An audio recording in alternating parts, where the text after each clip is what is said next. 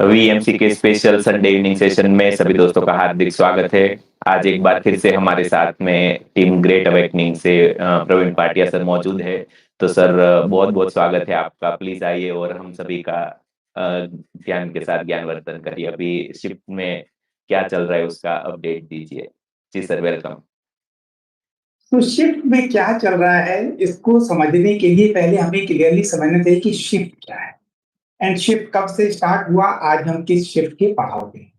मैं बहुत दिनों के बाद आपके चैनल पे आया हूं, तो let us start from the basics. पहले भी मैं बेसिक तक एक्सप्लेन करने का मौका नहीं मिला था और दोबारा सबके काम आ सकती है बेसिक को समझना। धरती पे एक जीवन चल रहा था, सदियों से हम सुनते आए, 4 युग हैं एंड सो ऑन। 1981 में एक teaching I, law of one. उन्होंने कहा कि हम डिफरेंट डेंसिटी के बीइंग हैं और हम आपको नॉलेज देना चाहते हैं। उस नॉलेज से लोगों को पता लगा कि धरती पे के अलावा भी जीवन है, डेंसिटीज हैं, डायमेंशंस हैं, और ये धरती एक तरह की जेल है। पहली बार वो टीचिंग जब 81 में पब्लिश हुई, लोगों ने नकार दी होंगी। धीरे धीरे आज आप सोचो, 19 प्लस 25, 34 ईयर्स लेटर उस टीचिंग के बारे में थोड़ी सी अवेयरनेस आई कि एक डायमेंशन धरती के बाहर भी हो सकता। That was in 1981, law of one. उन्होंने कहा कि हम 6 डेंसिटी के बीइंग हैं और हम आपको इंफॉर्मेशन देते हैं कि धरती पे आने वाले समय में असेंशन होगा। इसी तरह भारत में श्री राम शर्मा आचार्य जी ने कहा कि युग परिवर्तन होगा। बिहार स्कूल ऑफ योगा के परमहंस सत्यानंद जी ने कहा कि आने वाले समय में, बहुत पुरानी, ये भी 81 के अराउंड की बात होगी, धरती एक ऐसे प्लानिटरी सिस्टम से गुजरेगी कि लोग कहेंगे कि टेम्परेचर बढ़ रहे हैं, ग्लोबल वार्मिंग हो रही है। जबकि ये वो कहेंगे कि इंडस्ट्रियलाइजेशन के कारण हो रहा है, ये सही नहीं है। हमारा सोलर सिस्टम एक ऐसे बेल्ट से गुजरेगा जिसकी वजह से ऐसा परिवर्तन आएंगे। ये बिहार स्कूल ऑफ योगा के ने बताया, परमहंस सत्यानंद सरस्वती जी। महर्षि अरविंदो ने कहा कि ह्यूमन का जो इवोल्यूशन के बाद हमारे कॉन्शियसनेस के इस स्तर पे हैं, नेक्स्ट लेवल सुपर कॉन्शियसनेस। ये बातें हमारे संतों ने कही और पश्चिमी देशों से लॉ ऑफ वन का ज्ञान। मैं अभी लास्ट ईयर मुंबई के पास खपोली में एक गगनगिरी महाराज जी का आश्रम है, वहां पे हमने 5 डेज की रिट्रीट की। गगनगिरी महाराज जी के आश्रम में 1995 में न्यूज़पेपर में उनका आर्टिकल छपा। उसमें उन्होंने लिखा कि धरती एक शिफ्ट से गुजरेगी और 2025 में उसका असर धरती के लोगों को होगा। अगर वो आज से अपने आप को प्रिपेयर करना शुरू कर दें तो उसका असर कम हो सकता है। ये टीचिंग उन्होंने वहां पे पत्थर में लिखवा के रखी हुई है और वो न्यूज़पेपर की कटिंग भी मेरे पास है, मैं आप लोगों को दिखा सकता हूँ। ये टीचिंग खपोली में 1995 में गगनगिरी महाराज जी। 2012 में हम लोगों को ये पता लगा, बहुत सारे लोग जागे, जिसमें ये कहा गया कि धरती पे एक सभ्यता का अंत होने वाला है। माया कैलेंडर अंत हो रहा है, चाइनीज कैलेंडर अंत हो रहे हैं, धरती पे अंत हो जाएगा। बहुत सारे लोग उस समय डर गए थे। ये आज से 13 साल पहले की बात है। इंडिया में उतनी बड़ी मूवमेंट नहीं थी, लेकिन पश्चिमी देशों में ज्यादा थी। कई लोगों ने अपने बिजनेस वगैरह छोड़ दिए कि अब तो धरती में अंत। मैं शामान से मिला, उन्होंने बताया, वो उस भाषा को जानते थे जो मेक्सिको में बोली जाती है, 2008 की बात। उन्होंने कहा जो लोग ये 2012 को अंत की बात कर रहे हैं ये रॉन्ग है। ये एक बहुत बड़ी साइकिल का एक मिडिल पॉइंट, 36 ईयर की साइकिल, उसका मिडिल पॉइंट 2012, 18 ईयर उससे पहले, तो उसे 1994, और 18 ईयर्स के बाद 2012 प्लस 18, 2030। 1994 से 2030 के बीच की जो विंडो है, इस विंडो में बड़े परिवर्तन आएंगे। इसका एक मिडिल पॉइंट, क्योंकि ये कब होगा कोई नहीं बता सकता, शुरुआत में भी हो सकता है, लास्ट में भी हो सकता है। 2012 इसका मिडिल पॉइंट है। और अंत का मतलब है कि जो जिस तरह हम जीते आए हैं वो तरह जीना बंद हो जाएगा, एक नया तरह का जीवन। That is the shift. अभी तक जिस सभ्यता में हम जीते आ रहे थे वो खत्म होके एक नई तरह की सभ्यता इस विंडो के अंदर 1994 से 2023-30 के अंदर प्रकट। सो दैट वो शिफ्ट था। इस शिफ्ट की मल्टीपल वेरिएशन, ये इतनी बड़ी धरती जिसमें इतनी सारे लोग हैं, वो क्या सब लोग शिफ्ट कर जाएंगे? अगर एक एरा अंत हो रही है, दूसरी एरा जा रही है, तो कौन नहीं जाएगा, कौन जाएगा, कौन उसके लिए एलिजिबल है? और जो डायमेंशंस ओवरलैप करती हैं उस पीरियड में, ये कैसे? उन टाइमलाइंस के डिफरेंट वेरिएशन बदलते गए। जो 1981 में लॉ ऑफ वन में बताया गया, वो भी बदल गया।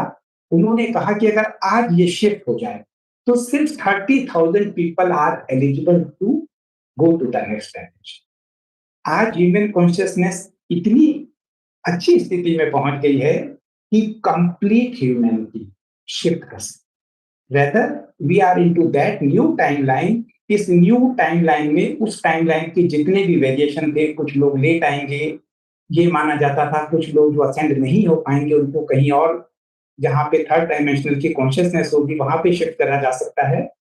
और बाकी के लोग शिफ्ट हो जाएंगे, जो लोग एलिजिबल होंगे, अपने आप को तैयार रखेंगे। ये सारी टाइम लाइन्स भी मर्ज होके कंप्लीट ह्यूमैनिटी अब इस शिफ्ट की ओर जा रही है। दैट इज वन अपडेट की ह्यूमैनिटी सिर्फ एक टाइम लाइन में शिफ्ट होके जा रही है। अब अगर 2030 से पहले ये शिफ्ट होना है, then we are very close, we are already in 2025। और इस 2025 में गगनगिरी महाराज जी ने बोला कि ये जो समय है बहुत क्रूशियल होने वाला है। सो इस पीरियड में पिछले जो रिसेंट समय में बहुत सारे अपडेट्स हुए। हमारे इस धरती का जीवन, मैं आपको आने अगर समय मिला तो बताने की कोशिश करूंगा कि किस तरह हम लोग एक होलोग्राफिक प्रोजेक्शन में हैं, जिसको हमारे ऋषि मुनि माया कहते थे, इंग्लिश की भाषा में मैट्रिक्स। इस मैट्रिक्स के अंदर जो कुछ भी एक्सपीरियंस करने की फील्ड है, इस फील्ड में it is just like a computer की, और it is like a program. और इस बात के लिए 2022 में नोबेल प्राइज। इस कंप्यूटर गेम में जो कोड है, वो कोड एक ऑपरेटिंग सिस्टम है। फॉर एग्जांपल एक सिस्टम है जिसके अंदर वो कोड काम कर सकते हैं, जैसे हमारे मोबाइल के अंदर डिफरेंट तरह की ऐप। आधार एक है, वो आधार है सिंगुलैरिटी। उस सिंगुलैरिटी में डिफरेंट तरह की ऐप हैं। फॉर एग्जाम्पल हम पैदा होते हैं, बूढ़े होते हैं, मर जाते हैं, रीसाइकिल हो जाते हैं, री इनकारनेट होते रहते हैं। ये एक इसकी एक इस जो हमारा सिमुलेशन है, इसमें डिफरेंट एक्सपीरियंस करने का एक ऐप है या एक प्रोग्राम है जो इस समय रन करता है। हम पास्ट से फ्यूचर को प्रोजेक्ट अभी तक कर रहे थे। मान लो मैं एक एग्जाम्पल से बताता हूं ताकि क्लियर हो। अगर किसी गर्ल को किसी कारण से छोटी एज में अबॉर्ट कराना पड़े, तो उसको फर्दर कंसीव करने में दिक्कत आती है। ऐसा साइंटिफिकली कई रीजंस हुए जिनमें उनको फर्दर कंसीव करने में बहुत दिक्कत आती है, फर्स्ट अबॉर्शन अगर अर्ली एज में करा दिया जाए। साइंटिस्ट ने कहा कि वो एक मेमोरी सिर्फ माइंड में, अगर माइंड से मेमोरी का वो हिस्सा हटा दिया जाए तो ये प्रॉब्लम हट सकती है। उन्होंने एक्सपेरिमेंट किया और इट रियली हैपेंड। हम लोग पास्ट से फ्यूचर को प्रोजेक्ट करते हैं, अभी तक ऐसा कर रहे थे क्योंकि इस धरती के इस सिमुलेशन के अंदर एक तरह से एक मिरर था। उस मिरर से हमारा पास्ट प्रोजेक्ट होता था, वो वहां पे रिफ्लेक्ट होता था। उसके बियॉन्ड के जो डायमेंशंस थी या जो लोग था, उसको हम एक्सपीरियंस नहीं कर पा रहे थे। लास्ट ईयर अगस्त में, 8 अगस्त को, जिसको लॉरेंस गेट पोर्टल भी कहते हैं, उस मिरर को ब्रेक हो गया। जो कुछ लोग इस अटेंशन प्रोसेस में फ्रंट पे जो इसको एक्सिक्यूट कर रहे हैं, वो उस मिरर के बाहर देख, वो उस सोर्स से कनेक्ट हो सकते हैं जिस सोर्स में कंप्लीट इंफॉर्मेशन, जो इससे पहले पॉसिबल नहीं था। ये डेवलपमेंट लास्ट ईयर अगस्त में हुआ। उस अगस्त के बाद बहुत लोगों के जीवन में बहुत आसानी हुई है। इसी तरह जो ये गेम थे, जिसको लॉ ऑफ वन ने डायमेंशंस बताया, उन्होंने कहा कि 9 डायमेंशंस। हम लोगों ने, हमारी संस्कृति में 7 लोग बनते, 7 लोग ऊपर हैं और 7 लोग नीचे हैं, बीच के तल में पृथ्वी है। लगभग उसी तरह की बात है, बस कहने का ढंग है। हमें 7 क्यों कहे गए? फर्स्ट डायमेंशन, सेकंड डायमेंशन और थर्ड डायमेंशन तीनों मर्ज होके एक। तो 3 डायमेंशन, थर्ड वाली 1 हो गई, इसके ऊपर के 7 लोग हैं, इसके नीचे के 7 लोग हैं। ये ड्युअलिटी की गेम में जो नीचे के 7 लोग हैं या नेगेटिव बीइंग थे, वो धरती के इस प्रोसेस में बहुत इंटरफियर करते थे, जिसकी वजह से असेंशन प्रोसेस बहुत slow.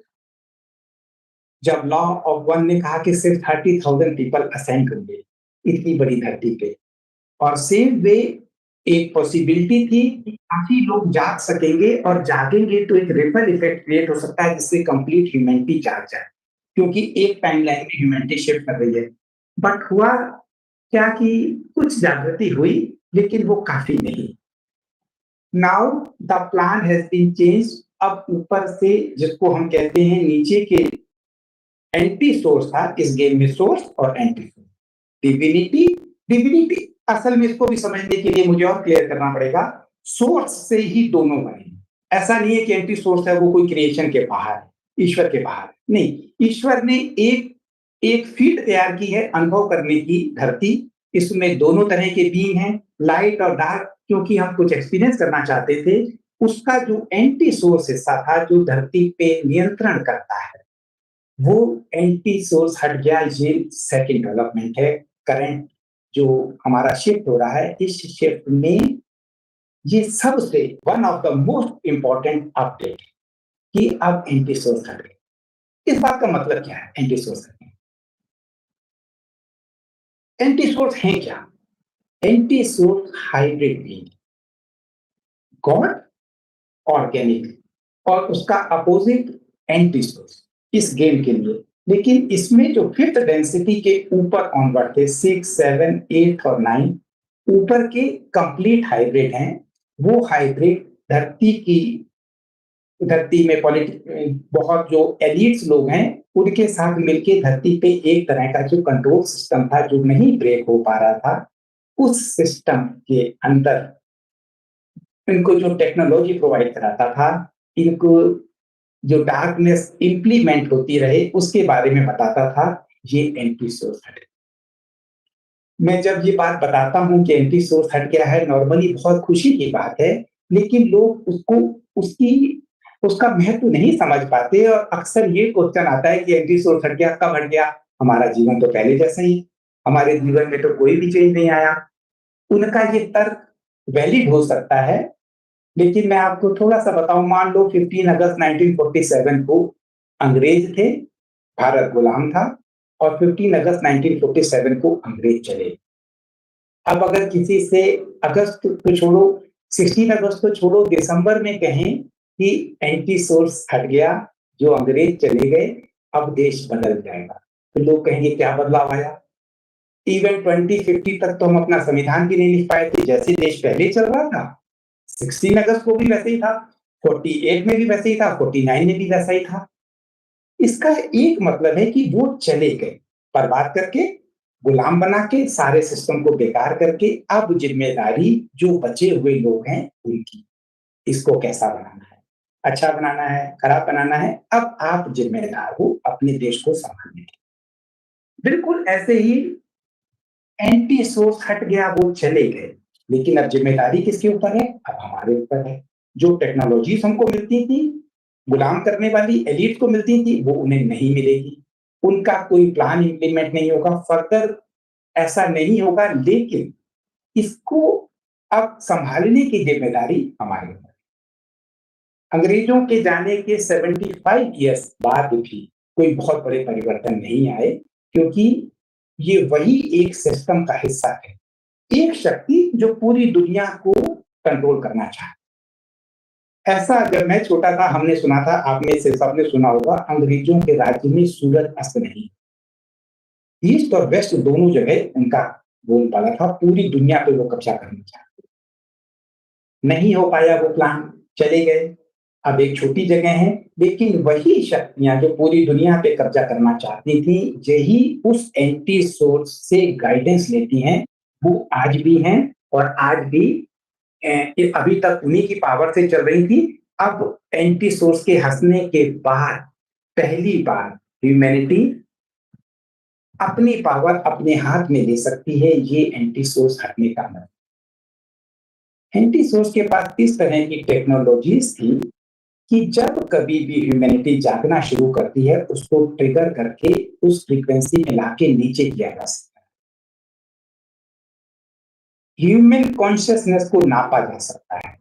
Global human consciousness index online आप देख सकते हो, उसकी रीडिंग क्या होती है। मुझे पता नहीं किस तरह काम करती है, लेकिन धरती के डिफरेंट जगह पे 4-5 जगह सेंसर हैं कुछ, वो सेंसर ग्लोबल ह्यूमन कॉन्शियसनेस को मेजर करते हैं। कॉन्शियसनेस का ग्राफ नॉर्मली सिंपल रहता है, सडनली स्पाइक करता है और 10-12 घंटे पहले वो स्पाइक करता है, उस समय धरती पे कहीं ना कहीं कोई एक ऐसी घटना होती है। फॉर एग्जाम्पल सुनामी आने से पहले वो ग्राफ स्पाइक कर जाता है। ह्यूमन कॉन्शियसनेस अनकॉन्शियसली भी जानती है कि कुछ ना कुछ होने वाला है, ये ग्लोबल ह्यूमन कॉन्शियसनेस इंडेक्स के थ्रू होता है।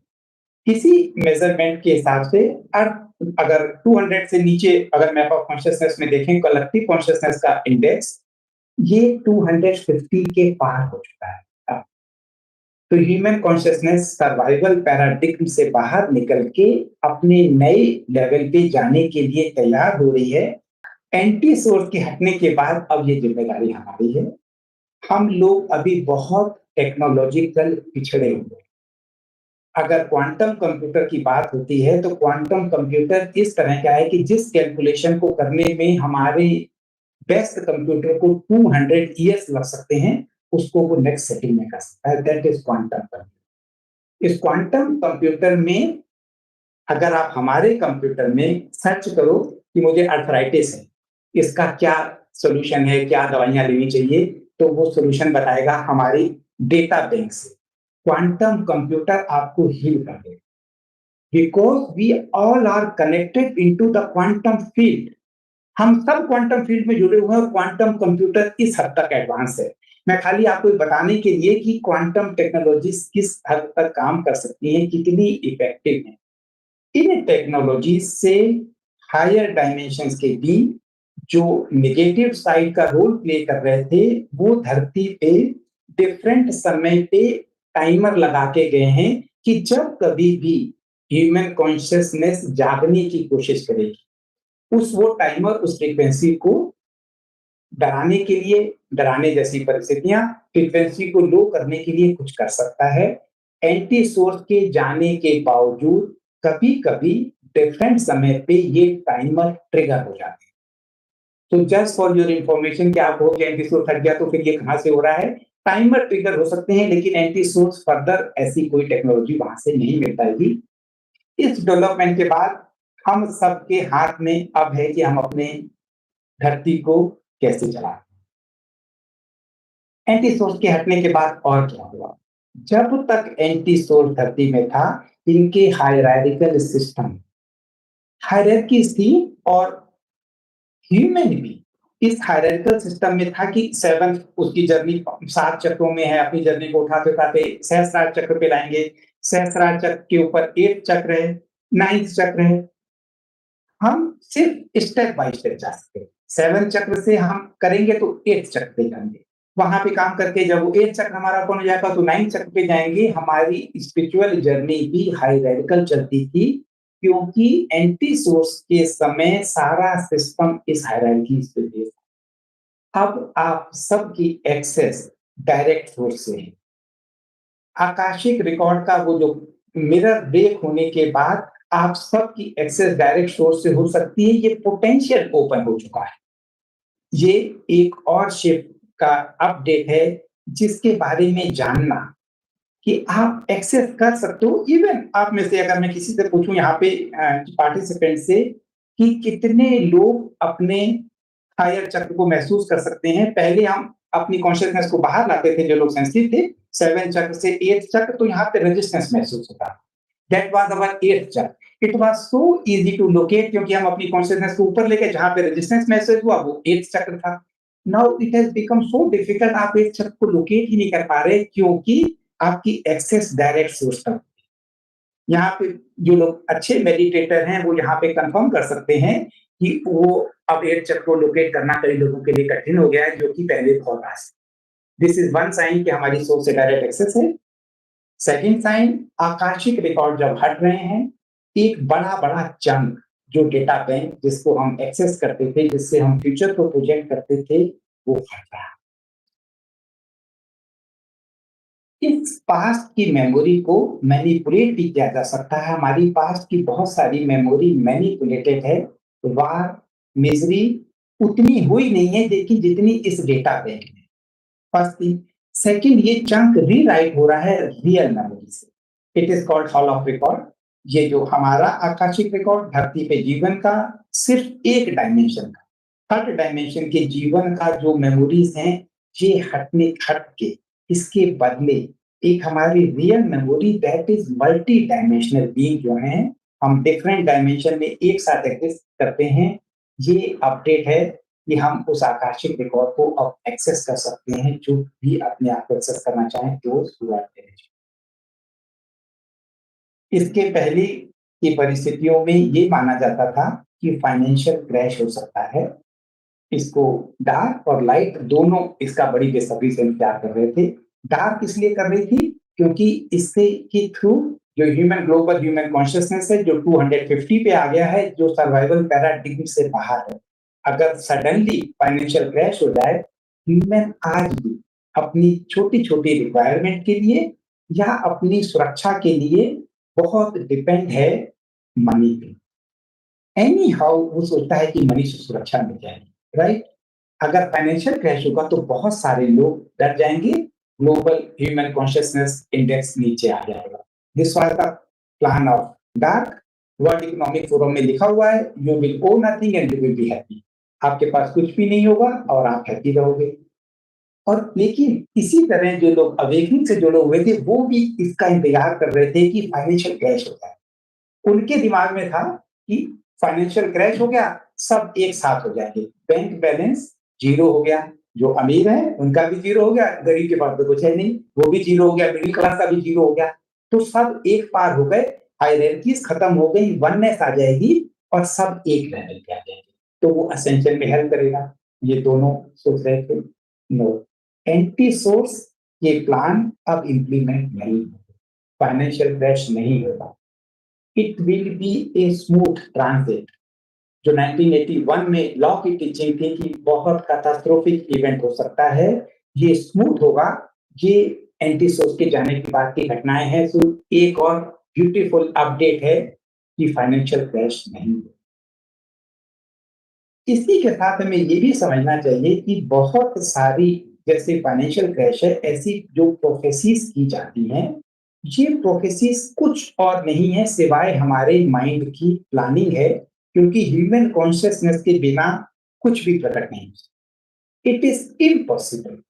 एंटी सोर्स भी ह्यूमन को क्यों इतना प्यार करता है? कभी आप सोचो, अगर आप सोचो, जो ऊपर के बीइंग हैं 8-9 डेंसिटी के negative being, they are artificial intelligence. That means they are not having a body. They are not having any emotions. They are artificial beings. They are programmed. उस प्रोग्राम को जब वो ह्यूमन को देखते हैं कि ह्यूमन के अंदर इमोशन है, हंसता है, रोता है, छोटी-छोटी मूवी देखने जाता है तो उसके आंसू निकल आते हैं। रात को जागरण में कोई अच्छा भजन सुनता है तो उसके आंसू आ जाते हैं। कितना कमाल का ये बीइंग है। और इसकी कॉन्शियसनेस रियलिटी क्रिएट करती है। इसलिए आर्टिफिशियल इंटेलिजेंस ह्यूमन के साथ मिक्स होकर इसको एक्सपीरियंस करना चाहती है, ट्रांस ह्यूमनिज्म को इंप्लीमेंट करना चाहती है। सो इस इम्प्लीमेंटेशन को करने के लिए उनको पता है कि ह्यूमन की कॉन्शियसनेस के बिना जगत क्रिएट नहीं हो सकता, रियलिटी क्रिएट नहीं हो सकती। सो इस तरह की रियलिटी को क्रिएट करने के लिए बहुत सारी नेगेटिव प्रोफेसीज मार्केट में आती रहती हैं। ये उसी नेगेटिव एजेंडा का हिस्सा है। तो एंटी सोर्स क्या?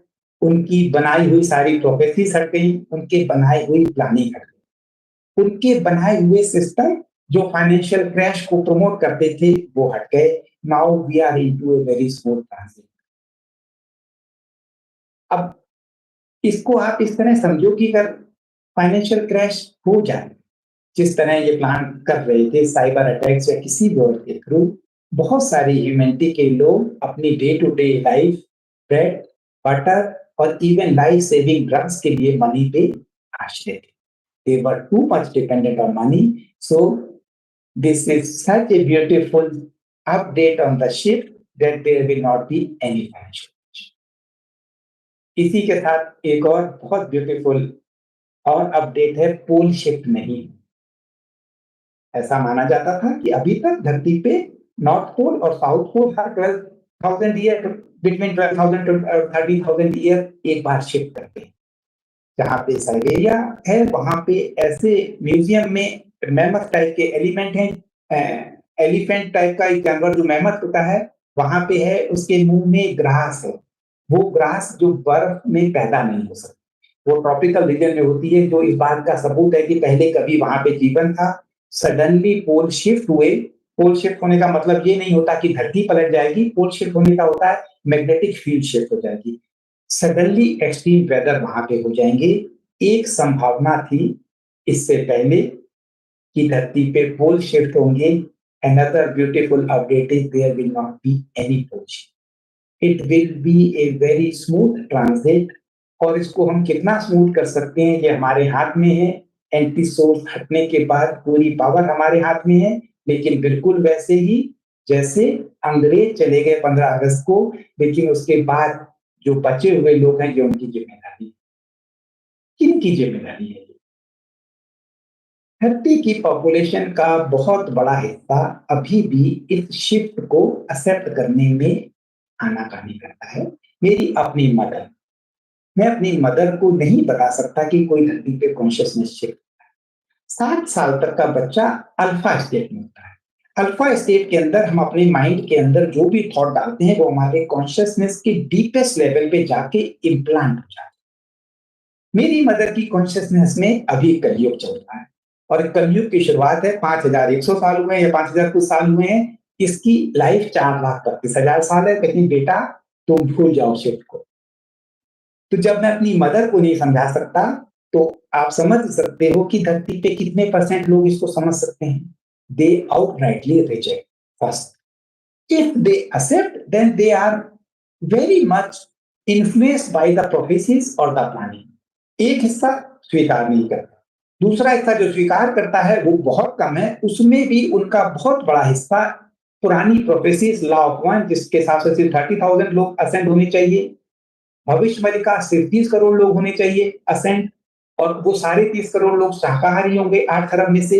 इस तरह की प्रोफेसीज और प्लानिंग को मानता है। एक तीसरा हिस्सा जो युग परिवर्तन की बात करता है, वो कहता है कि कलयुग के बाद ठीक है, अगर कलयुग के बाद सतयुग आ जाएगा, लेकिन वो सतयुग भी के बाद फिर कभी कलयुग आएगा। Even that too is not fully aware कि we are going into the new era. हम इस युग से निकलकर द्वापर, त्रेता, सतयुग में वापस नहीं जा रहे। हम ये भी एक टाइम लूप था। हर जो चीज रिपीट होती है that is into the loop. इस लूप के बाहर जा रहे हैं। What does it mean? Bible में ये लिखा हुआ है prophecy, yes there will be a golden era, but उस गोल्डन एरा में डार्कनेस छुप जाएगी, खत्म नहीं होगी, कहीं छुप जाएगी और 1,000 साल बाद दोबारा प्रकट हो जाएगी। इसका मतलब क्या है कि माइंड की प्रोग्रामिंग फिर है कि 1,000 साल के बाद दोबारा कभी भी फिर दोबारा डार्कनेस आ सकती है। ऐसे ही हमारे यहाँ सतयुग के बाद कलयुग आ सकता है। Now we are into a new era, that is golden era, जिसमें कभी कलयुग नहीं आएगा। That is the another update and most beautiful one of the most beautiful update कि धरती पे हम इस साइकिल के 4 युगों की साइकिल के बाहर जा रहे हैं। लेकिन फिर वही बात कि एक बहुत बड़ा हिस्सा इसको नहीं मानता।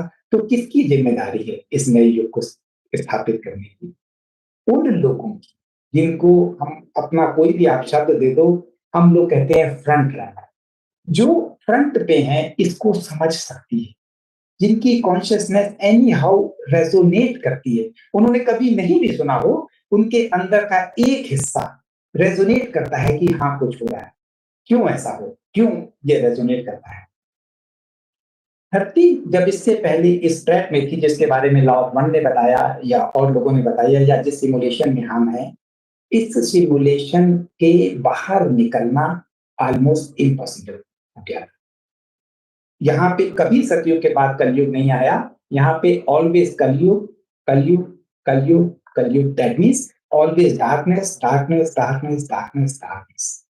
इतनी लंबी डार्कनेस हो गई कि इससे बाहर निकलने का कोई रास्ता नहीं था।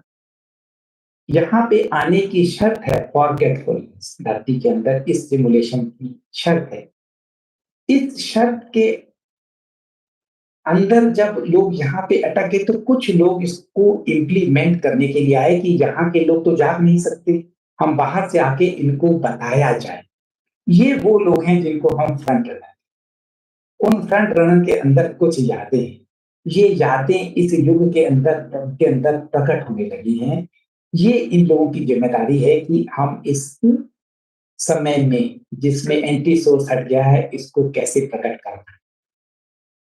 One more beautiful update on this current situation is this is very recent. ये 15 फरवरी को, इस 15 फरवरी को आप में से जो भी सीरियस मेडिटेटर हैं उन सब लोगों ने महसूस किया होगा कि धरती पे एनर्जीज गिर हैं। हमारे ग्रुप में कई लोगों ने बताया कि कुछ वो फील कर रहे थे लेकिन पूरी तरह एक्सप्रेस नहीं कर पा रहे थे। धरती पे हम लोग समय को लीनियर परसीव करते हैं। लीनियर है नहीं लेकिन हम परसीव करते हैं क्योंकि हमें एक्सपीरियंस करने के। In fact we are multi dimensional being. Multi dimensionality क्या होती है? मान लो एक किताब का एक पेज है या पूरी किताब है, महाभारत की पूरी किताब है। मैं खाली एक पेज से आप लोग को समझाता हूँ। महाभारत की किताब का एक पेज, उस एक पेज में अनेक लाइनें हैं, अनेक शब्द हैं, अनेक अक्षर। तो एक शुरू से लेकर आखिरी तक एक पेज में अक्षर, शब्द और एक पेज लिखा हुआ है। हम उसको लीनियरिटी में पढ़ते जाते हैं, हमें उसका मतलब समझ में आता है। अगर ये सारे अक्षर स्कैटर्ड हो जाए, एक एक अक्षर अलग अलग हो जाए, दैट इज मल्टी डायमेंशनल। जब हम लीनियरिटी में, ह्यूमैनिटी सिर्फ लीनियरिटी में एक्सपीरियंस करती है समय को, पास्ट में, करंट रनिंग मोमेंट में जिसमें हम आपसे बात कर रहे हैं, और फ्यूचर। लेकिन टाइम लीनियर नहीं है। ह्यूमैनिटी टाइम को दूसरे तरीके से एक्सपीरियंस करती है, दैट इज कॉल्ड लूप, री इनकारनेशन का लूप। पैदा हुए मरे, पैदा हुए मरे। इस लूप में भी ह्यूमैनिटी का बहुत बड़ा हिस्सा फंसा हुआ है। आप लोगों का अगर जीवन देखा जाए, एक पिछला हफ्ता, उसका कॉपी पेस्ट नेक्स्ट हफ्ता, ये कॉपी पेस्ट नेक्स्ट हफ्ता, एक रूटीन, सुबह उठना, ऑफिस जाना एंड व्हाटएवर। स्टूडेंट है तो स्टूडेंट का रूटीन, एक रूटीन में फंसी हुई loop, it is called loop. Another time it is called spiral. हर बार हमने वो लूप बड़ा होता जाता है, वो परेशानियां बड़ी होती जाती हैं, लेकिन that too is the spiral. एक और स्पाइरल के नाम पे याद आया बड़ा अच्छा अपडेट जो पिछले साल नवंबर में हुआ था, नॉट नवंबर 24, रेदर नवंबर 23। एक फिबोनाची स्पाइरल मानी जाती है। फिबोनाची सीरीज में हर एक टर्म पिछले दो टर्म का सम होता है। For example series is 1, 1, 2, 3, 5, 8, 30। तो जो 13 है वो 8 और 5 का सम है, जो 8 है वो 3 और 5 का सम है। 3 और 5 को जोड़ के 8 बन रहा है, 5 और 8 को जोड़ के 13 बन रहा है। ये फिबोनाची सीरीज है। इसी तरह फिबोनाची स्पाइरल है इस सीरीज से। इस धरती पे फिबोनाची स्पाइरल के बहुत सारे एग्जाम्पल। जो शंख होता है, शंख की शेप, हमारी बॉडी के अंदर Fibonacci ratio and so on, there are so many thing. क्योंकि धरती थर्ड डायमेंशन में पास्ट और पास्ट का पास्ट उस स्पाइरल पे जीती थी, पास्ट को ढो रही थी। जो मैंने पहले कहा कि आकाशिक रिकॉर्ड पास्ट का एक चंक है जिससे हम फ्यूचर को प्रोजेक्ट कर रहे थे, ढो रहे थे हम अपने पास्ट का बर्डन। और जैसे साइंटिस्ट ने एक्सपेरिमेंट करके उस लड़की का वो पास्ट का मेमोरी का हिस्सा हटा दिया तो उसका फ्यूचर बदल गया। इसी तरह आकाशिक रिकॉर्ड के उस पास्ट के हिस्से को अगर जब हट जाएगा तो फ्यूचर बड़ी तेजी से बदलना शुरू होगा।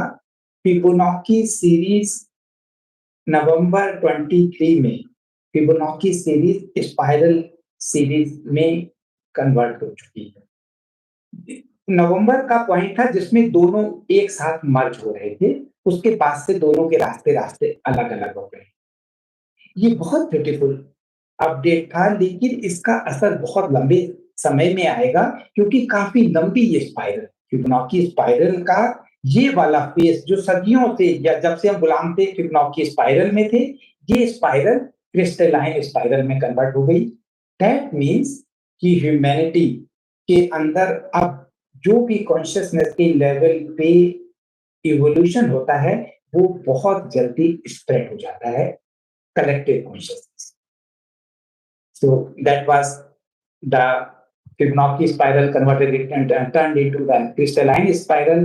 लेकिन मैं टाइम फ्लो की बात कर रहा था, टाइम लीनियर, लूप, सर्किट और स्पाइरल। इस टाइम का जो फ्लो था, ये अभी तक ह्यूमैनिटी को डी जनरेट करता है। फॉर एग्जाम्पल, बच्चा पैदा हुआ, हेल्दी है, उसकी थीमियस ग्लैंड है, थीमियस ग्लैंड में सीक्रेशन होते हैं। ये थीमियस ग्लैंड समय के साथ ड्राई हो जाती है, उसमें सीक्रेशन बंद हो जाते हैं। हमारी बॉडी में मेल में फीमेल में वो हार्मोन सीक्रेशन कम हो जाता है, हम लोग बूढ़े होने लगते हैं, हमारी बॉडी में इम्यूनिटी कम होती है और मर जाते हैं। This time flow was degenerating the humanity. बहुत लंबा समय था जो डीजनरेट करता आया था पिछले काफी समय से। कुछ लोग कह सकते हैं बहुत कम समय से, क्योंकि इतने बड़े समय से ये रिलेटिव टर्म है। लेकिन मैं काफी समय कहता हूं से पिछले 50 60 100 सालों से ये कोशिश हो रही थी, ये टाइम का जो फ्लो जो डीजनरेट करता है कॉन्शियसनेस, उसको रिवर्स करने की कोशिश कर रही थी। दोनों के बीच में बहुत स्ट्रगल था। इस महीने की 15 फरवरी को ये फ्लो रिवर्स हो चुका है, इसकी डायरेक्शन चेंज हो चुकी है। It means now we are from degenerating to regenerating process. We are already into that। इसको भी आने वाले समय में महसूस किया जाएगा। सबसे पहले फ्रंट रनर महसूस करेंगे, जो कॉन्शियसनेस में सेंसिटिव है, जिनके अंदर एंटीना है, जिन्होंने 15 फरवरी को महसूस किया कि कोई चेंज हो रहा है। इसका असर भी सबसे पहले वही लोग महसूस करेंगे कि टाइम को अब टाइम का फ्लो रीजनरेटिंग शुरू हो गया। और ये जब वो महसूस करेंगे, उनकी कॉन्शियसनेस इसको अडॉप्ट कर लेगी, इंटीग्रेट हो जाएगा उनकी कॉन्शियसनेस में।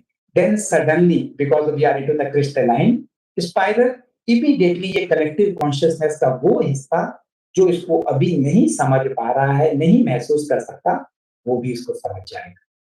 So this is very beautiful update on the time flow.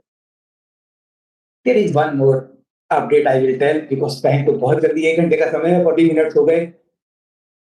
धरती पे होलोग्राफिक प्रोजेक्शंस क्या होते हैं? ये जगत 2 डायमेंशनल, अगर मान लो कंप्यूटर गेम हो, कंप्यूटर का प्रोग्रामिंग तो 2 डायमेंशन में है, लेकिन वो जो अगर उसका सिमुलेशन बनाए तो वो बिल्कुल रियल जैसा लगता है। गेम तो कोड नहीं है, कोड तो सिंपल कोडिंग लैंग्वेज है, लेकिन जो गेम प्रकट होते हैं वो लाइव है, मूवमेंट है, सांस ले रहे हैं, व्हाटएवर। तो ये होलोग्राफिक प्रोजेक्शन है। ऐसे ही थर्ड डायमेंशन का होलोग्राम ये धरती, ये रियल लगती है, रियल नहीं है। इसी बात पे नोबेल प्राइज मिला।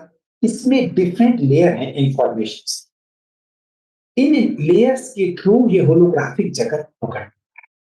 ये एक ग्रिड है, इस ग्रिड में सपोज एक लेयर ऐसी है जिसको तेजी से मूव करके सुनामी क्रिएट की जा सकती, and so on. There are different layers, आपस में इंटरकनेक्टेड हैं, उनके थ्रू आपस में कम्युनिकेट करती हैं। इस ग्रिड की एक्सेस अब सोर्स बेस्ड ग्रिड में हो चुकी, जो रियल सोर्स है जहां से हम सब आए। तो एंटी सोर्स अब चाहे बहुत सारे लोग मानते हैं, मैं आपकी मान्यताओं के ऊपर छोड़ता हूं। जो तुर्की में पिछले समय 7.8 मैग्नीट्यूड का अर्थक्वेक आया था, वो आर्टिफिशियली जनरेटेड था। सुनामी, जो लास्ट सुनामी हम लोगों ने धरती पे एक्सपीरियंस की है, वो आर्टिफिशियली क्रिएटेड थी। अर्थ के अंदर अगर बहुत हाई मैग्नीट्यूड का अर्थक्वेक आर्टिफिशियली क्रिएट किया जा सके तो सुनामी आ जाती हैं। ऐसा जानकार लोग कहते हैं कि अर्थ में हार्प टेक्नोलॉजी से किया जा सकता है। ये जो इंफॉर्मेशन की धरती पे ग्रिड थी, उसमें एक ग्रिड हार्प टेक्नोलॉजी को प्रोसेस कर सकती थी। इस ग्रिड को एंटी सोर्स के हटने के बाद अब उसको एक्सेस करना कठिन हो गया है। और इस ग्रुप की जो एक्सेस है वो सोर्स की गोल्ड बेस्ड ग्रेड्स पे होने लगी है, इसीलिए हम अब गोल्डन एरा के पास चले जा रहे हैं। जो मैंने टाइम फ्लो बताया था कि टाइम फ्लो की डायरेक्शन चेंज हो गई है, इसके बारे में एक और बात, आप में से जो कुछ भी कोई लोग मेडिटेशन करते हैं और अपने चक्रों को मूव कर महसूस करते हैं कि उनके चक्र मूव करते हैं, आप सब लोगों ने इनवेरिएबली महसूस किया होगा या कभी वो अभी आउट ऑफ बॉडी भी अगर वो एक्सपीरियंस करते हैं अपने चक्र को, सारे चक्र एंटी क्लॉकवाइज। जिस किसी ने भी एक्सपीरियंस किया है, चाहे उसने कभी पढ़ा या कभी नहीं सुना, मैं हायर क्रिया के अंदर सारी एक्टिविटीज क्रिया 4 एंड ऑनवर्ड्स, अदर क्रिया 3 एंड ऑनवर्ड, वो सब एंटी क्लॉकवाइज। लेकिन बहुत कम लोग थर्ड क्रिया ऑनवर्ड्स हैं, लेकिन जो लोग हैं वो जानते हैं कि सारी मूवमेंट एंटी क्लॉकवाइज। इस धरती पे हमारे सारे मूवमेंट क्लॉकवाइज हैं, ये क्योंकि ये फेक मैट्रिक्स, इसमें सब कुछ होता है। इसकी मूवमेंट क्लॉकवाइज थी, जबकि सोर्स जो असली है उसकी मूवमेंट ही एंटी क्लॉकवाइज है। और उसका सिर्फ सबसे बड़ा उदाहरण है कि आप अपने बॉडी को देख लो, आपकी बॉडी के अंदर जब भी चक्रों की मूवमेंट आप महसूस करते हो वो हमेशा anti clockwise, not even in your body, even after body एक चक्र भी जो है एंटी क्लॉकवाइज। तो इस टाइम फ्लो के डायरेक्शन चेंज होने के बाद बी जनरेशन से री जनरेशन की ओर होना बहुत आसान हो जाएगा। ह्यूमैनिटी इजीली अपने नेचर को भी जनरेट कर पाएगी। एक ऐसे एरा में हम जा सकेंगे। हम हमेशा सुनते आए हैं कि देवता लोग बूढ़े नहीं होते। हमारे बाहर की जो डायमेंशन है उस डायमेंशन में एजिंग प्रोसेस नहीं है, लेकिन धरती पे है। तो we are moving to the higher dimensions which may start overlapping in the coming years, and it is there are so many updates which I mentioned you, all positive, but again with the responsibility हमारे हाथ में है। उनके जाने के बाद, anti source के जाने के बाद, डार्कनेस करने के बाद हमारे अंदर की जो डार्कनेस, ये तो अभी भी है, पहले जितनी है। इस पे काम करना, हमारे अंदर का फियर, हमारे अंदर का शेम, गिल्ट, हमारे अंदर का कंपटीशन, ह्यूमैनिटी को फिफ्थ डायमेंशन सिंपल शब्दों में, एक शब्द में अगर कहा जाए तो दैट इज वननेस। उसका अपोजिट सेपरेशन, अलगाव, दैट इज थर्ड डायमेंशन। यहाँ पे एक्सपीरियंस करने के लिए हमारे लिए दो है, एक किसी का रेप हो रहा है, कोई दूसरा रेप कर रहा है, दो पे युद्ध हो रहा है, एक जीत रहा है, एक हार रहा है, सारे गेम के अंदर दो है। फिफ्थ डायमेंशन सिर्फ एक शब्द में अगर किसी को समझना हो, that is oneness but uniqueness.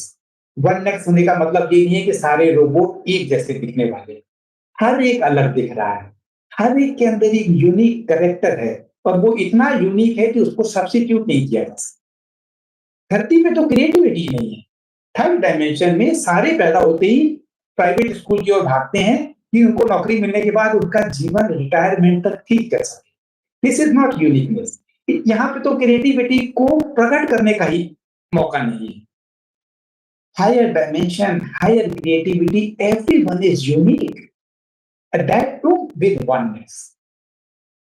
तो इस वननेस को प्रकट करने के लिए, लव का एक्सपीरियंस करने के लिए, और उसका अपोजिट हमने अब तक किया है, shame, guilt and so on, fear, अंतर की डार्कनेस को हटाने का अब समय है।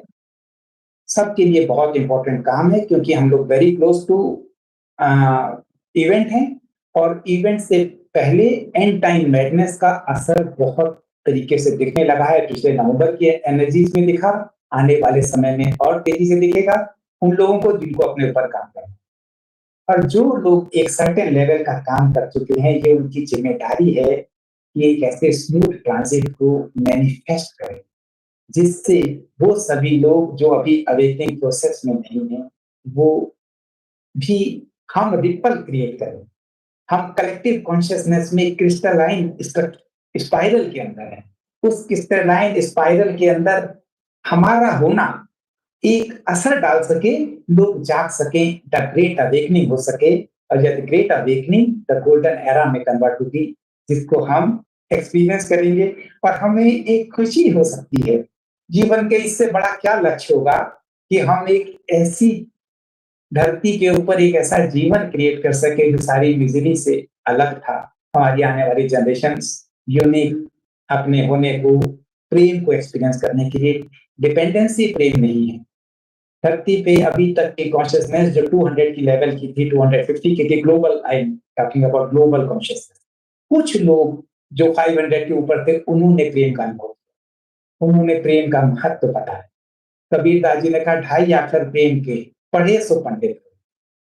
सिर्फ प्रेम की बात है। जो प्रेम समझ लेगा वो नेक्स्ट लेवल की कॉन्शियसनेस के लिए एलिजिबल हो जाएगा। जो ओवरलैप कर रही हैं, जो फील्ड अवेलेबल है, संभावनाएं हमारे लिए अवेलेबल हैं, और इसी प्रेम को करंट कॉन्टेक्स्ट में वननेस के रूप में जो ग्रैंड पोर्टल है, एक पोर्टल जो 2 डायमेंशंस के बीच की जर्नी के लिए एक गेट है, उस गेट के पार सिर्फ वो जा पाएगा जो वननेस को समझ सके और प्रेम को प्रकट कर सके। तो 2 काम हम सबके लिए हैं। सब लोग अपनी जर्नी पे हैं, अपने तरीके से काम कर रहे हैं, लेकिन लास्ट फेज में जिम्मेदारी थोड़ी ज्यादा बढ़ जाती है। So it is the last phase. So I spoke too much, now it's up to you, that's all.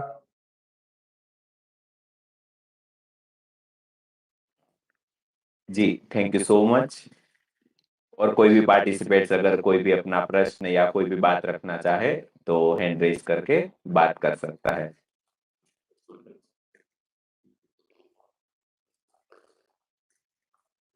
मैं भी थोड़ा सर बोलना चाहूंगा कि अभी मतलब ज्यादातर जो भी फिजिकल वर्ल्ड में हम मतलब एंड टाइम मैडनेस जैसा ही देख रहे हैं। जो चीजें मतलब इतने हायर पॉलिटिकल लेवल पे कभी हमें देखने को नहीं मिली थी, वो भी लोग इतना मतलब हो रहा है कि मतलब तो हो सकता है मतलब इवेंट या जो भी है शिफ्ट उसके करीब हो हम।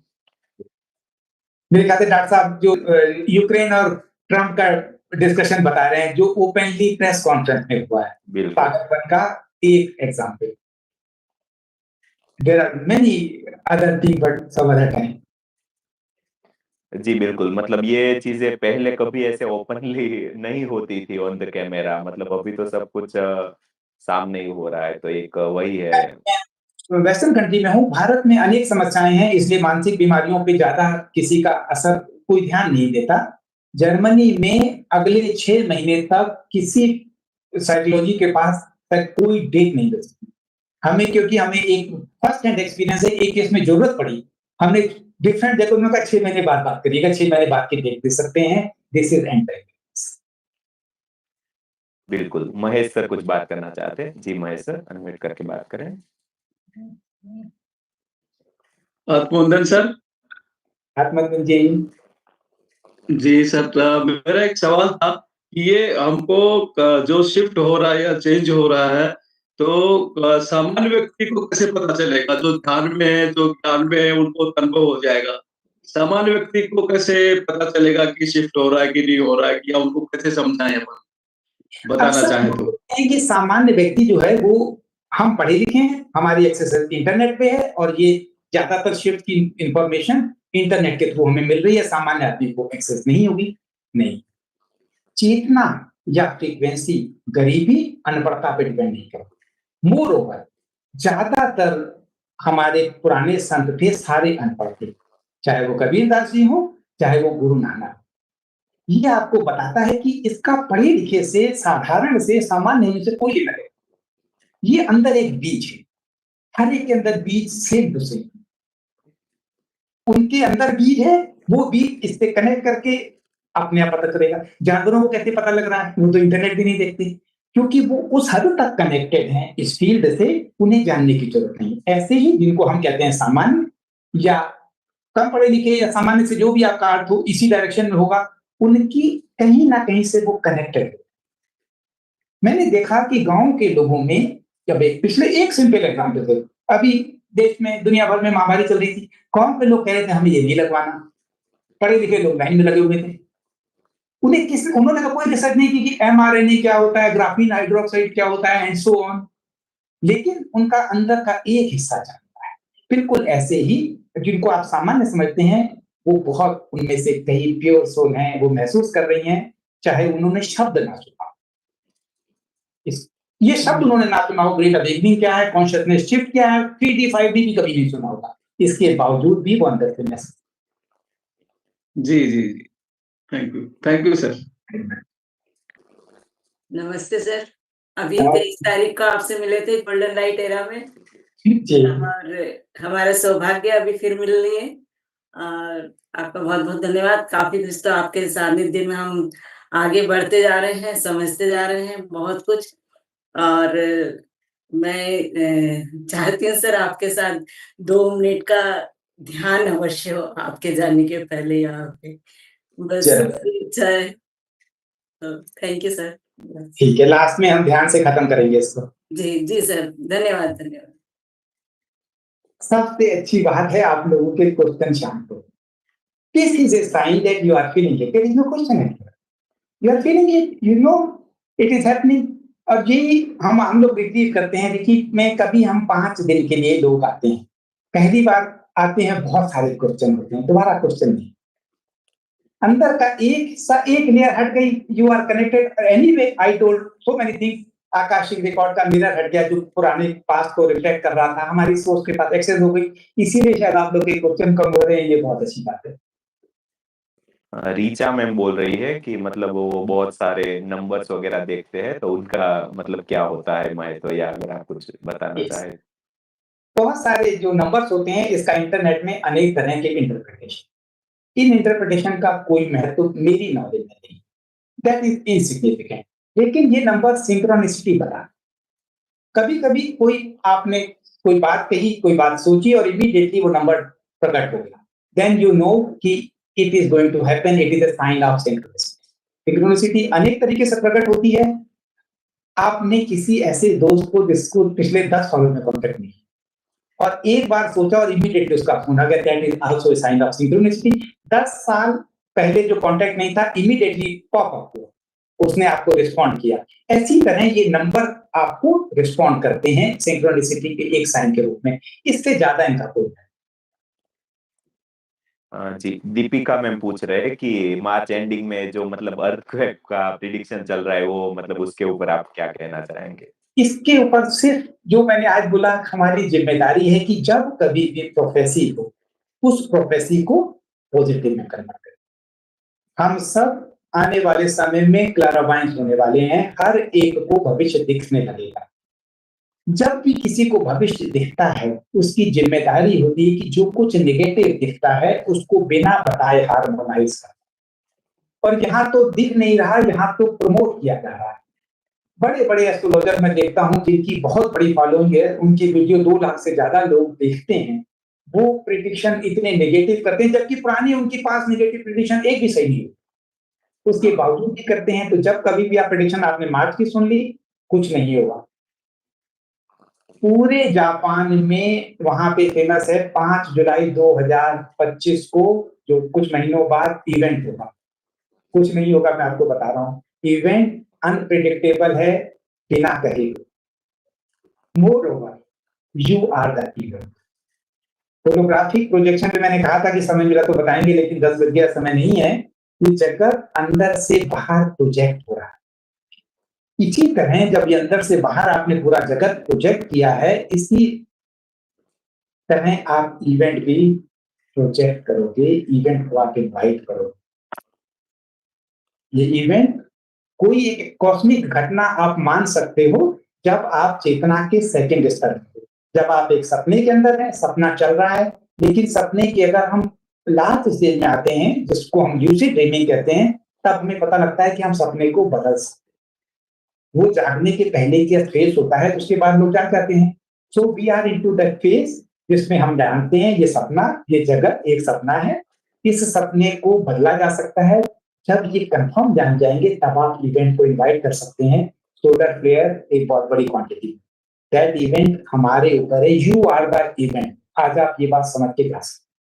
बहुत सारे लोगों को शिफ्ट के बारे में जो अवेयरनेस है, महेश जी ने पहले क्वेश्चन पूछा, उनको भी मैं बताना चाहता हूं।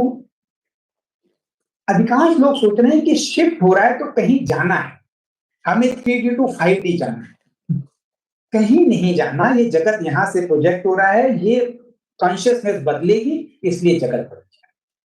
अगर नहीं बदली तो नहीं बदलेगा। So simple it is. आपके जगत बदल रहा है, परिस्थितियां सारी फेवरेबल हैं, और कॉस्मिक रिकॉर्ड में और आकाशिक रिकॉर्ड में, और ये सब चेंजेस हो रहे हैं।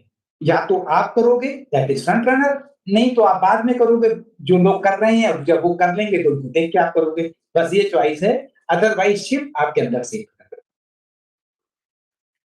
तो चिंता मत करें किसी अर्थक्वेक की। और अगर कभी अर्थक्वेक के बारे में सुने तो अपने सुबह शाम रात को सोने से कुछ पहले आप अल्फा स्टेट में आ जाते हो। अल्फा स्टेट का बहुत महत्व है। उस अल्फा स्टेट में से कि अप्रैल में 10 अप्रैल को आप सोच सोच के हंस रहे हो कि अरे ये बात नहीं। This will create a new timeline, this will create a new reality. 10 अप्रैल को हम सोच रहे हैं कि अरे मार्च में भविष्यवाणी की थी, देखो नहीं हुई। जी बिल्कुल, thank you sir. Neha ma'am कुछ पूछ रहे हैं। जी नेहा मैम बात करें। नमस्ते सर। सर मैं ये पूछ रही थी कि बैंक जो क्रैश होंगे, फाइनेंशियल जो होगा, जो सब कुछ, तो जो हम लोग जो सेविंग करके रखे हैं, हमने जो जॉब कर रहे हैं, तो ऐसे केस में हम मतलब क्या तैयारी करके? नहीं, मैंने तो कहा कि वो नहीं होगा।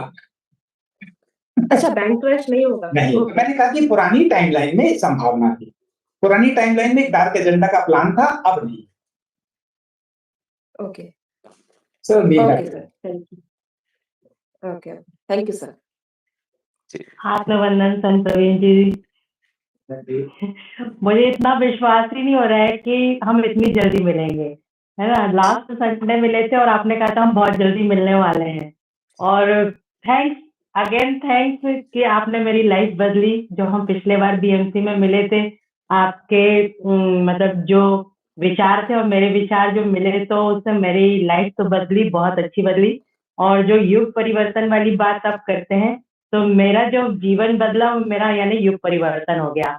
क्योंकि हमारा व्यवहार, यस, यदि हमारा व्यवहार बदल रहा है और यदि हमारी लाइफ बदल रही है और मन में शांति आ गई है, बिल्कुल शांत हो गया मन, विचलित नहीं है, तो युग परिवर्तन अपने आप हो गया है।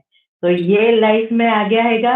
और ये युग परिवर्तन की एक झलक, और इसके बाद वो लेवल जो असली है।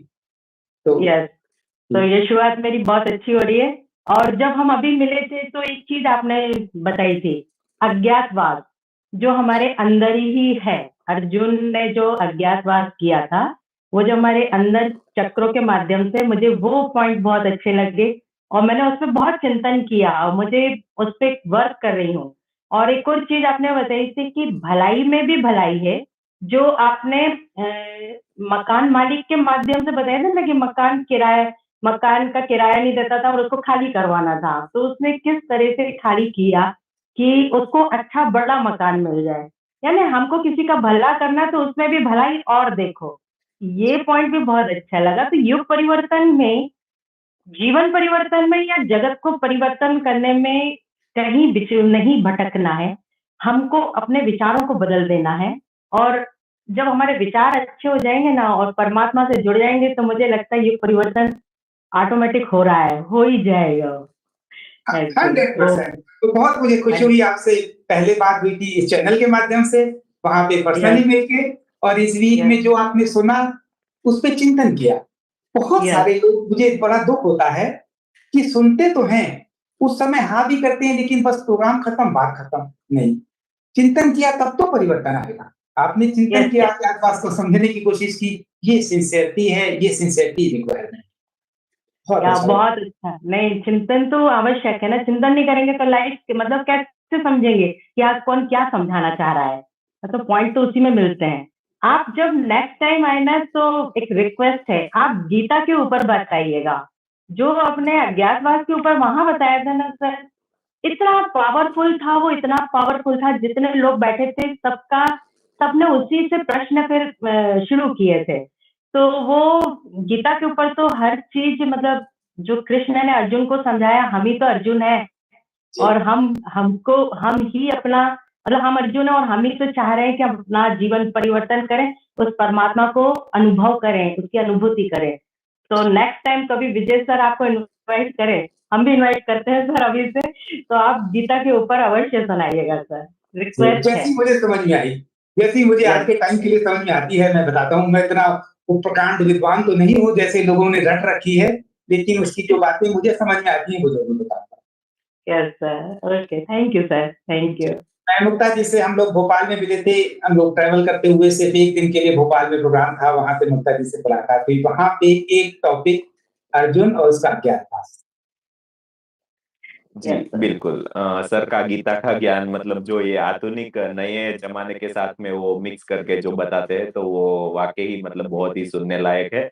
तो सर का कुछ एक पूरा प्लान करेंगे, सीजन ले आएंगे, मतलब वीकली या मंथली जो भी मतलब हो सके। तो सर जब भी आप फ्री है तो जरूर बताइएगा, तो जो भी ज्ञान है वो बाकी लोगों तक भी पहुंचे। उर्वशी मैम का लास्ट क्वेश्चन है, वो लेके फिर हम ज्ञान करके समाप्त करेंगे। जी उर्वशी मैम, अनम्यूट करके बात करें।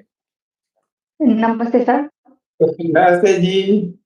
सर मैं आपका इतना शुक्रिया करना चाहती हूँ बिकॉज मैं बोल के उस कॉर्नर पे हूँ कि मैं आपकी रिट्रीट में नहीं आ सकती अभी, तो बट फिर भी ये सब जूम मीटिंग की वजह से हर बार मुझे जो क्वेश्चन होते हैं आप मुझे गाइड करते हैं। मैं I don't know how to thank you for that.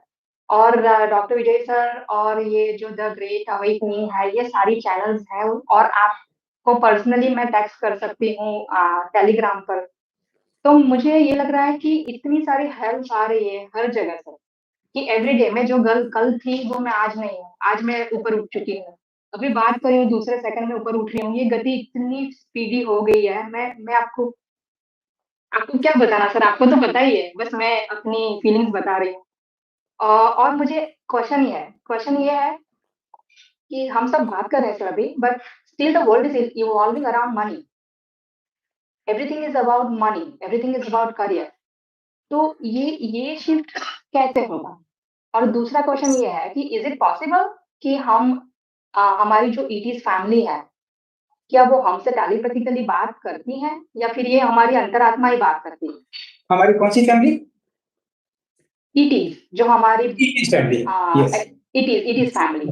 Because sometimes जो टेलीपैथी होती है आपसे होती है वो भी मुझे पता होता है, बट वो अंतर कभी कभी लगता है कि अंतरात्मा बात कर रही है, कभी होती है कि फैमिली धीरे धीरे वो अनफोल्ड होता है। 2 साल पहले जो बात होती थी वो आज बहुत बदल गई है। पहले लगता था कि फैमिलीज में बात हो रही है, लगता था कि हमारे गुरु से बात हो रही है, फिर लगता था कि आपसे बात हो रही है, अब लगता है कि फैमिलीज कांटेक्ट कर रही है। तो is it true? Yes. So we will start from the second question. क्या हम अपनी फैमिली जो अर्थ के बाहर है उनसे कांटेक्ट करके बात कर सकते हैं? कर सकते हैं। It is possible. नाउ क्या सब करते हैं? नहीं, बहुत कम करते हैं। जैसे ह्यूमन के अंदर अहंकार इतना है, पावरफुल है कि उसने आज अगर सुना पहली बार कि ये बात पॉसिबल है, आप अगले एक हफ्ते में कुछ लोग कहना शुरू कर देंगे उनकी यदि से बात हुई शुरू। Immediately their mind, their ego, they will start projecting. This is the risk. That's why I will say, maybe I will say no, it's not possible. क्योंकि ऐसे लोग अहंकार में फंस जाते हैं। कोई महावतार बाबा जी से मैसेज लेके आ रहा है, कोई किसी और से मैसेज लेके आ रहा है, they all are their own projection. इसका बहुत रिस्क है। उनका माइंड जो कुछ भी प्रोजेक्ट करता है वो कहते हैं। क्या बाबा जी से बात हो सकती है? बिल्कुल हो सकती है। क्या सबकी हो रही है? सबकी नहीं हो रही। अपने माइंड को वो प्रोजेक्ट कर रहे हैं। जो लोग भी जिम्मेदारी लेने से बचते हैं वो किसी दूसरे के नाम पे मैसेज करते हैं। महावतार बाबा जी ने मैसेज दिया, सही हो गया तो देखो मैं कितना अच्छा था, मैं जो चैनल हूँ उनका मैसेज ले आया। गलत होगा तो मैं क्या कहूँ, वो तो महावतार बाबा जी से गलती हुई होगी, मेरे से थोड़ी हुई है। So this is the when you don't want to take responsibility, then you will do something like this कि चैनलिंग हो रही है, ऑटो राइटिंग हो रही है। लेकिन बात हो सकती है। पिछले नवंबर से अर्थ की एनर्जी फाइनल हुई हैं। हम अभी तक उस फेस में नहीं है। जितनी भी आप ईटीज के बारे में यूएफओ देखते हो, ये सब अर्थ की मैनमेड है। ह्यूमन के पास यूएफओ टेक्नोलॉजी है, हमें नहीं पता, ये एक अलग बात। जर्मनी में हिटलर के पास थी, ऐसा माना जाता है। दैट्स वाई इतनी छोटी सी कंट्री इतनी पावरफुल थी कि उसको हराने के लिए यूएसए, फ्रांस, यूके और रूस, दुनिया की 4 महाशक्तियां एक हुई तब इतने छोटे से देश को हरा पाए, क्योंकि उसके पास यूएफओ टेक्नोलॉजी 1930s में थी। लेकिन हमें आज तक एक्सेस नहीं। जो कुछ भी आप देखते हो कभी स्पेस में वो ह्यूमन की, वो हमारी उस फैमिली की नहीं है जहां से हम आए, लेकिन वो आएंगी, राइट समय पे आएंगी। अभी ह्यूमैनिटी का बहुत बड़ा हिस्सा ईटीज को एज ए फैमिली एक्सेप्ट करने में असंभव है। वो मल्टी डायमेंशनलिटी को नहीं जानता।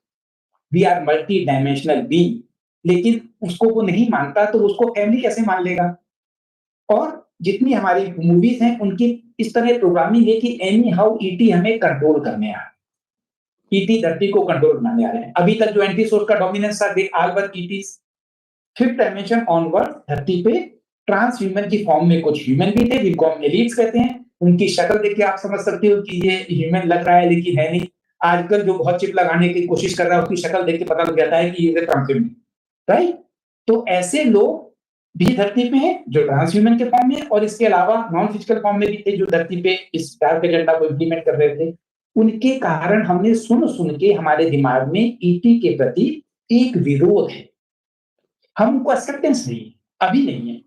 तो इसलिए एक मास कलेक्टिव एक्सेप्टेंस इस लेवल पे जब आ पाए जिसमें हम ईटीज को एज ए फैमिली एक्सेप्ट करें, तब वो प्रेजेंट होंगे। लेकिन जो लोग हैं जो इससे रेजोनेट करते हैं वो कांटेक्ट कर सकते हैं, उनसे मैसेज ले सकते हैं, उनसे गाइडेंस मिलती है। हमारी भाषा में इसको योग कहते हैं, इंग्लिश की भाषा में इसको हायर सेल्फ कहिए, कि आपका हायर सेल्फ से contact. To whom you are contacting? What is your higher self? You are multi-dimensional, in this dimension, higher dimension. इसको योग हो गया तो आपका योग हो गया। जिसका योग हो जाता है वो आराम से बात कर सकता है, मैसेज दे सकता है, that is possible। लेकिन सबके लिए अभी उस फ्रीक्वेंसी में नहीं है। जिस अभी तो हम अर्थ के लोग टेलीपैथी कम्युनिकेट नहीं कर पा रहे, you know, there is a different frequency band to contact your family, that is eating। लेकिन अर्थ के अंदर तो हम एक ही फ्रीक्वेंसी बैंड में नहीं आ पाए, अदरवाइज हम भी यहाँ कॉन्टेक्ट कर सकते थे। हमें अभी जूम की मदद लेनी पड़ रही है, अदरवाइज मैं 100 लोगों से टेलीपैथिक मैसेज भेज सकता था, नहीं भेज पा रहे क्योंकि रिसीवर नहीं है, सेंडर नहीं है, या उस फ्रीक्वेंसी बैंड नहीं है। तो ईटी से कैसे कर पाएंगे उस फ्रीक्वेंसी बैंड में, लेकिन जो है वो कर सकते। Okay, now the first question कि अगर फाइनेंशियल क्रैश हम पैसों का क्या करें and so on. Financial crash अब नहीं होगा, तो whatever you are saving is it will continue। और एक न्यू फॉर्मेट जब अर्थ पे फिफ्थ डायमेंशन कॉन्शियसनेस पूरी तरह स्टैब्लिश हो जाएगी तब मनी ही हट जाएगी। लेकिन ट्रांजिट पीरियड में जब तक डायमेंशन ओवरलैप करेंगी, ओवरलैप होने के बाद स्टेबल हो जाएंगी, तब तक के लिए किसी ना किसी फॉर्म में मनी रहेगी, लेकिन डरने की जरूरत नहीं है, फाइनेंशियल क्रैश नहीं होगा अगर आपकी सेविंग बैंक में है। That was your question, right? कि मेरी सेविंग बैंक में है तो क्या करेंगे? यस, अब उसमें रखे रहिए। Yes sir. लेकिन एक काम आप कर सकते हो, मनी को न्यूट्रल बनाने के लिए अपनी कॉन्शियसनेस में एफर्ट करें, इसके बाद रिपल इफेक्ट हो जाएगा।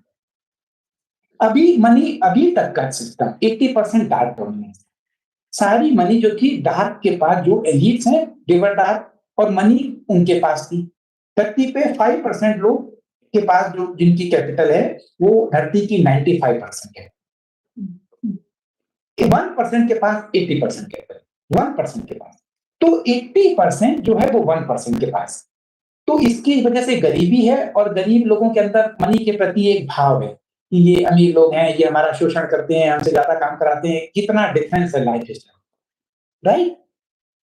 उसी और डार्क ने मनी को इस तरह प्रमोट किया कि जो स्पिरिचुअल लोग हैं उनको गरीबी में रहना चाहिए।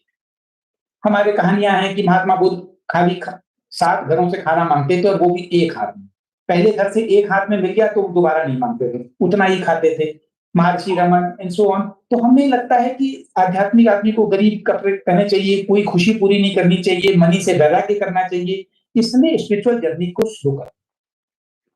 ईश्वर शब्द जो बना है ऐश्वर्य से बना।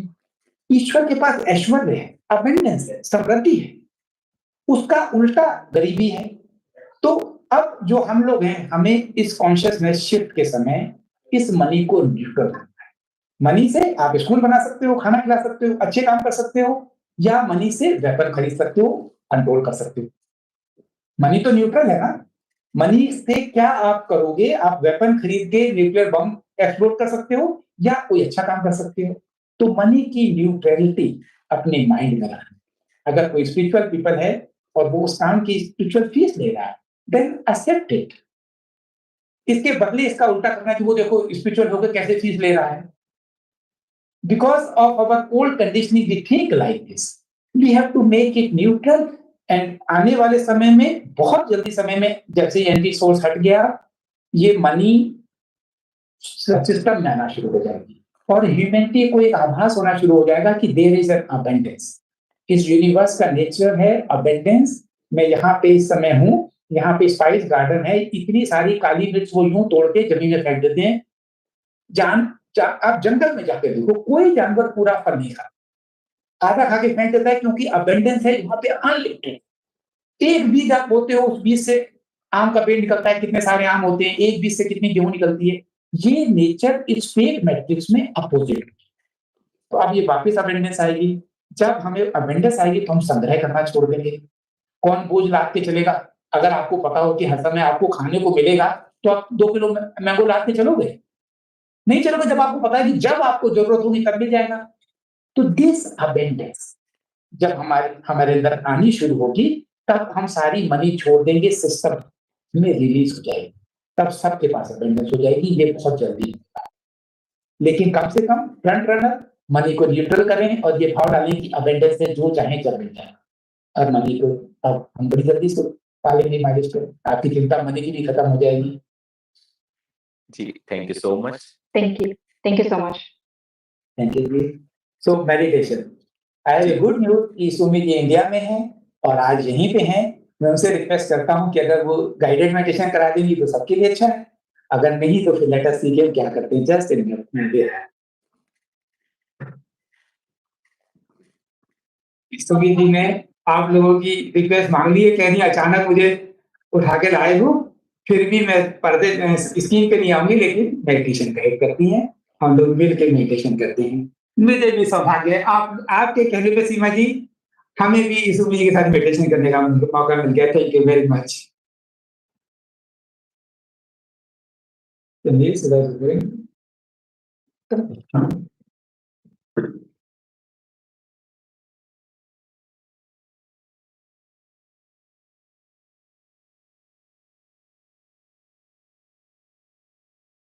सब लोग ध्यान के लिए तैयार हों। अपनी लाइट कम करना चाहते हैं, वट एवर सर्कमस्टेंसेस बनाना चाहते हैं, कमर सीधी करके बैठें।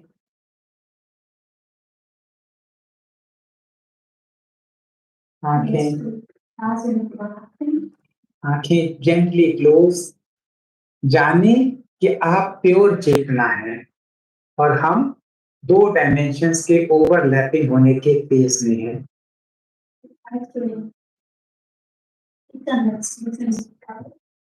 ओल्ड ग्रिड डिलीट हो रही है, डिसॉल्व होके हट रही है।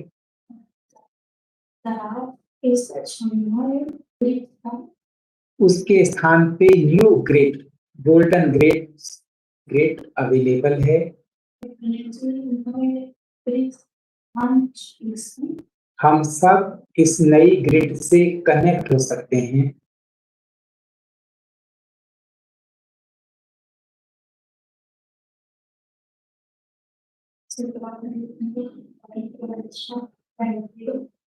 इसके लिए सिर्फ एक रिक्वायरमेंट है, आपकी तैयारी, आपकी रेडीनेस और आपकी विल। आपकी एक clear decision, internal decision, logical नहीं, इंटरनल डिसीजन इससे कनेक्ट होने का।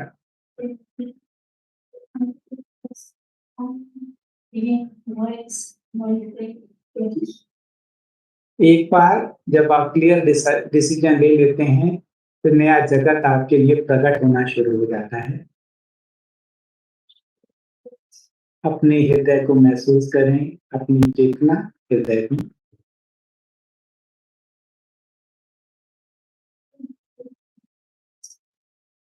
गहराइयों से अपने हृदय के अंदर, वहां पे ही आपका असली सेल्फ छुपा हुआ है।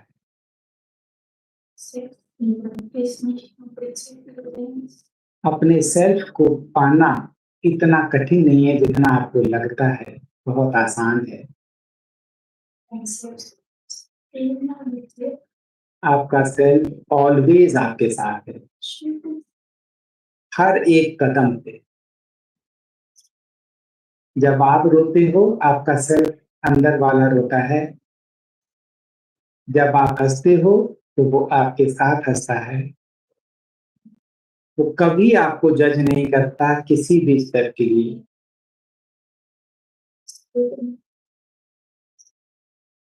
आपका हर एक एक्शन उसके लिए बहुत खुशी और उत्साह की बात होती है। वो एक्सपीरियंस कर रहा है आपके हर इमोशंस को, आपके हर एक्शन को।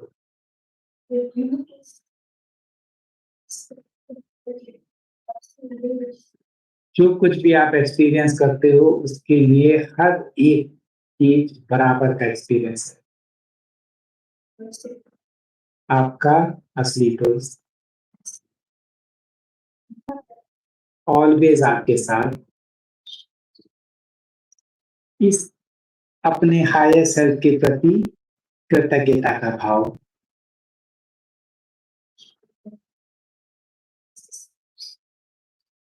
महसूस करें कि ये सेल्फ कैसे आपको होने को एक्सपीरियंस कर रहा है, महसूस करता है। आपका हृदय इस भाव से प्रकाशित हो जाता है, उत्साह में होता है। इसी अवस्था में आपके हृदय से तीव्र प्रकाश चारों ओर प्रवाहित होता है, सर्कुलर फॉर्म में। ये प्रकाश ये ऊपर की ओर उठता हुआ आपके विशुद्धि चक्र, थ्रोट चक्र से ऊपर उठता हुआ पीनियल ग्लैंड में, आज्ञा चक्र में। आपकी थर्ड आई पीनियल ग्लैंड भी इसी फ्रीक्वेंसी में वाइब्रेट कर रही है। हो सकता है आप एक शॉर्ट मोमेंट आनंद का अनुभव कर सकें।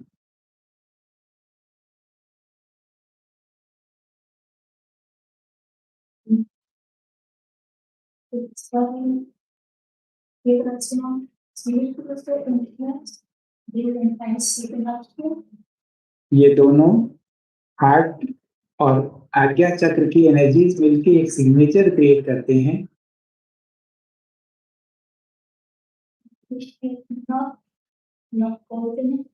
प्रकाश और तेज और गोल्डन में कन्वर्ट होता है और ऊपर उठते हुए सहस्रार चक्र से पार होते हुए 8th चक्र में।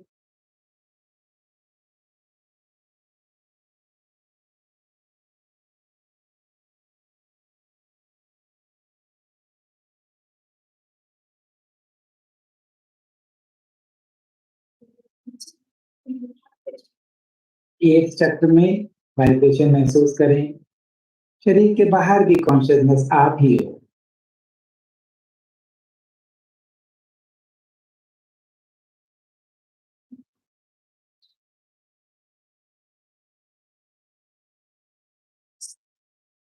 अपनी चेतना को वहां से और ऊपर उठाते हुए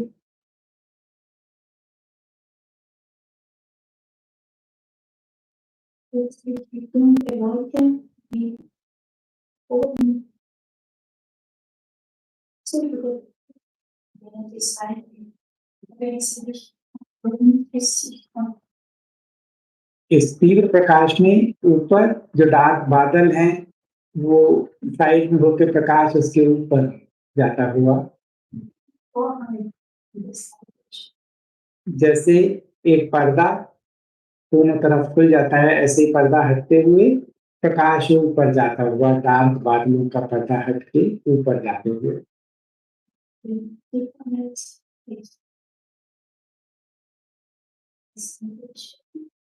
ओल्ड ग्रेट साइड में हट गई है।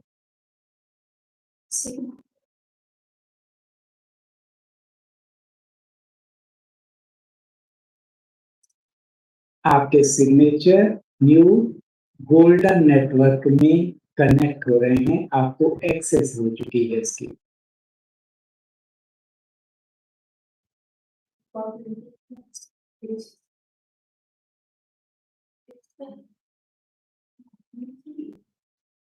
गोल्डन ग्रिड से, गोल्डन नेटवर्क से अमृत की बूंद नीचे गिरती है आपके सहस्त्रार से होते हुए आपके आज्ञा चक्र में, थर्ड आई में। थर्ड आई वाइब्रेट करती है इस न्यू अमृत से, इस न्यू जानकारी से, इंफॉर्मेशन से। न्यू सिस्टम, न्यू इंफॉर्मेशन आपकी बॉडी में एक्टिवेट हो रही है।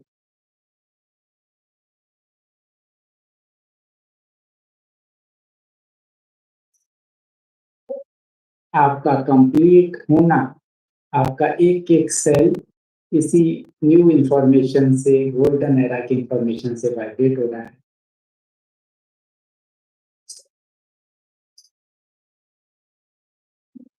आप गोल्डन नेटवर्क से, आर्ग से कनेक्टेड हैं। आप डायरेक्ट सोर्स से आपकी एक्सेस है।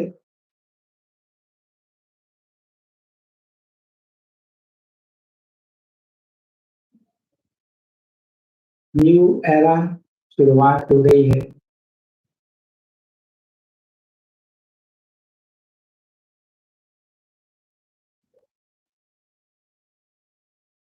जब आप आंखें खोलेंगे, आपके लिए आपके नया रंगमंच, इस गोल्डन एरा का रंगमंच होगा। इस भाव के साथ आप आंखें खोलें, न्यू आंखों से जगत को देखते हुए हम इस रिजल्ट को आज अभी इस क्वांटम फील्ड में फिक्स करते हैं, रियलिटी के सभी पैरामीटर और सभी स्तरों पर और भविष्य के टाइमलाइन के सभी वर्जन्स के लिए।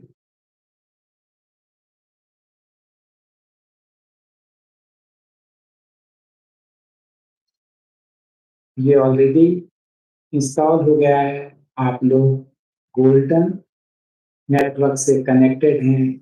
इन आंखों से दुनिया को देखें, इन डायरेक्शन में मानवता को ले जाएं।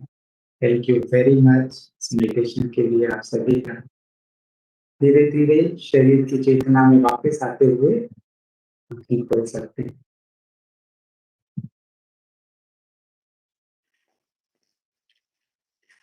जी, thank you so much sir. बहुत ही डीप और बहुत ही अच्छा मेडिटेशन था। तो लास्ट में अगर आप कुछ बताना चाहे तो बता सकते हैं, वरना फिर हम यही सेशन समाप्त करेंगे। और प्रवीण सर से सभी ग्रुप मेंबर्स की ओर से निवेदन है कि जब भी आपको टाइम मिलता है तो वापस हम गीता के ऊपर एक कुछ सीरीज या कुछ सेशंस वगैरह करेंगे। तो वो फ्यूचर में जो भी प्लान है वो। जी sir. Yes, thank you very much, thank you for your being. और मैं आश्चर्य करता हूँ कि वो दूसरे कमरे में हैं, उन्हें ये नहीं पता कि मैं क्या बोल रहा हूँ। भाषा का भी गैप है और मैं ग्रिड की बात कर रहा हूँ और उन्होंने ग्रिड पे मेडिटेशन आप लोग को कराया। I really wonder sometime, I always got surprise कि कैसे सिंक्रोनिसिटी हम सब के लिए काम करे, हम लोग किस हद तक सिंक्रोनाइज हैं। सो इस नए गोल्डन एरा में इस ग्रिड से कनेक्शन के लिए आप सबको बधाई और सबका स्वागत है ब्यूटीफुल जर्नी के। Thank you very much. जी, thank you so much sir. Ma'am का भी बहुत बहुत धन्यवाद और सभी पार्टिसिपेंट्स जितने भी लोग जुड़े हैं सभी का धन्यवाद। तो हो प्रवीण सर से वापस जल्द हमारे नए सेशन में मुलाकात होगी। तो लास्ट में हम सभी के भीतर बैठी उस परमात्मा को, परम शक्ति को प्रणाम करते हुए आज का सेशन यही समाप्त करते हैं। सभी का बहुत बहुत धन्यवाद। Thank you so much.